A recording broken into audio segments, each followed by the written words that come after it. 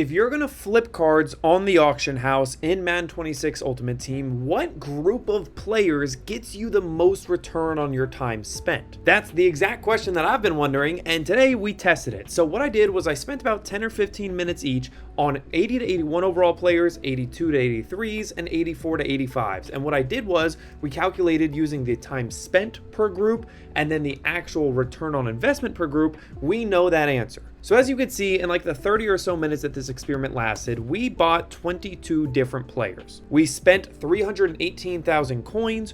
Our gross revenue was 415K. If you take away the EA 10% tax, then you get to a margin of about 55K in the 30 minutes, which I'm pretty happy with. But obviously, the gross margin rate differs a ton. Look at the difference for Romeo Dobbs here, which I got for 8.7 and was able to sell for 13.7 after fees with just awesome margin, compared to Larry Fitz, who I was really kind of nickel and diming the auction house for, getting him for 13 twice in a row, selling him for what's essentially 13.5, 13.8 after fees. Like, that's not the best. The other thing is with these lower overall players, these 80 to 81 overall guys, you're able to see a lot of them, more frequently. As you can see right here, I got a stretch of 80s very quickly, and it took me a lot less to get these 80s than it took me to get the 84s below them. That being said, if you look at just the raw gross margin dollars perspective, these 84s, man, there's some serious coin there. So we got to take into account two things. Number one,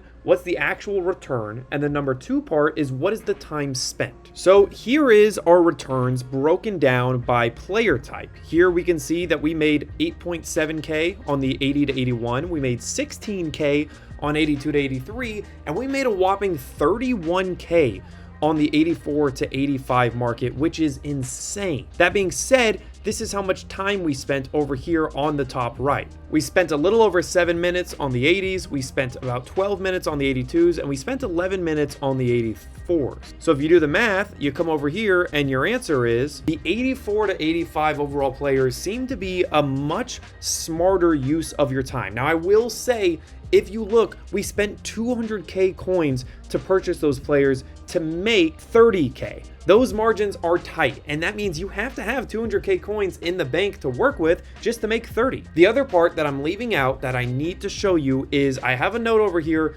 Chris Jones actually sold for 42K. Okay, one of the issues with the higher overall players is that natural price variations in the market make you more susceptible to eating a loss. I'm sure you've had that feeling where you tried to sell a player for like 50K coins, they won't sell, they won't sell, they won't sell. You come back a week later and this card is worth 27K, and you're like, ah, shoot, I just lost 20,000 coins. So that can happen, and it's a lot more likely to happen to better players. So Chris Jones, I listed him at 48.8. In reality, he sold for 42 flat. Let's see if 84s are still the best. All of a sudden, that's very tight margin. If we come over here, we're down to just 25K in profit for the 84s, but from a per minute perspective, it dropped it down from 2.7 to 2.2. So I'm okay with that. In fact, let's just say we didn't sell Chris Jones. Let's just say we had to eat the cost entirely outright and we got zero like coins in return. Well, okay, well then that would be a loss. Okay, that's